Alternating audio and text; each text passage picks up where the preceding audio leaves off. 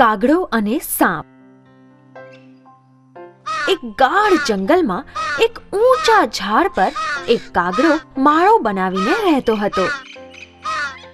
એ જ ઝાડની નીચે દરમાં એક સાપ રહેતો હતો. એ માળામાં કાગડાએ ઈંડા મૂક્યા હતા. એક દિવસ કાગડાને ભૂખ લાગી હતી એટલે એ ખોરાકની શોધમાં નીકળી પડ્યો. એ જ સમયે સાપ એના દરમાંથી નીકળ્યો અને ધીમેથી ઝાડ પર ચડવા લાગ્યો. સાપ માળા નજીક પહોંચ્યો. ઈંડા જોઈને એના મોઢામાં પાણી આવ્યું. થોડા કલાકો પછી કાગડો એના માળામાં પાછો ફર્યો. એણે જોયું કે કોઈ એના ઈંડા ખાઈ ચૂક્યું છે. કાગડો બહુ જ ઉદાસ થઈ ગયો. અરે, મારા ઈંડા કોણે ચોર્યા હશે? એ ચોરને તો પકડવો જ પડશે. કાગડાએ બીજી વાર ઈંડા મૂક્યા. આ વખતે કાગડો ત્યાં જ સંતાઈ ગયો. એ ચોરને પકડવા માંગતો હતો. થોડા સમય પછી નીચે રહેવાવાળો સાપ ફરીથી ત્યાં આવ્યો અને કાગડાના ઈંડા ખાવા લાગ્યો. કાગડાએ ચોરને જોયો અને એ બહાર નીકળ્યો. તારી આ હિંમત! મારા ઈંડા ખાય છે? કોણ છે? અરે, તો તું અહીંયા છે.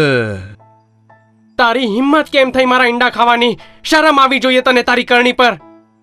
હું કેમ શરમાવ? મને તો ભૂખ લાગી હતી એટલા માટે હું તારા ઈંડાને ગળી ગયો. પરંતુ બીજી વાર મારા ઈંડા તરફ જોયું છે તો તારો જીવ લઈ લઈશું. હ, તું શું મને મારવાનો? તારે જે કરવું હોય એ કરી લે. કાગડો ખૂબ જ ઉદાસ થઈ ગયો. એ જ સમયે એનો મિત્ર શિયાળ ત્યાંથી પસાર થઈ રહ્યો હતો. કાગડો ઝાડ પરથી ઉતરીને એના મિત્ર પાસે આવ્યો અને રડવા લાગ્યો. અરે, શું થયું? કેમ રડી રહ્યો છે? એ ચાલાક સાપ મારા બધા ઈંડા ખાઈ ગયો.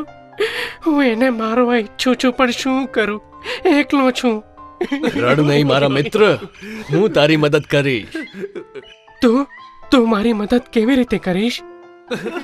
હા, મારી પાસે એક ઉપાય છે. તું રડવાનું બંધ કર અને મારી વાત સાંભળ. ઠીક છે, શું કરવાનું છે? જો પ્રિય મિત્ર, તું આ દેશની રાજકુમારીના નાહવાના તળાવ પાસે જા. એ નાહવાની પહેલા ગળાનો હાર ઉતારીને કિનારા પર મૂકે છે. એ સમયે તું એ હાર લઈને આવ અને એ સાપના દરમાં નાખી દે. હાર સાપના દરમાં નાખી દઉં? પણ એનાથી શું થશે? અરે, જેમ હું કહું છું એમ કર અને પછી પરિણામ જોજે.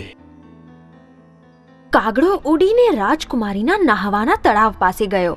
એ હાર લઈને ઉડવા લાગ્યો.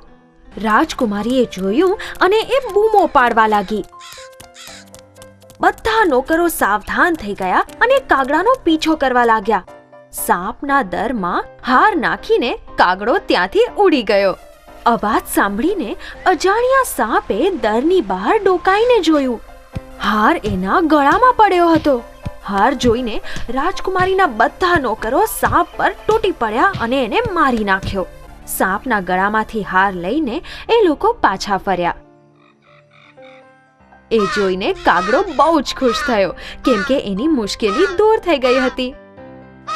ધન્યવાદ મિત્ર, તે આ મુસીબતમાં મારી મદદ કરી. ભય વિના કાગડો ઈંડા મૂકવા લાગ્યો અને ખુશીથી જીવવા લાગ્યો. મિત્રતાની ઓળખાણ મુશ્કેલીમાં થાય છે.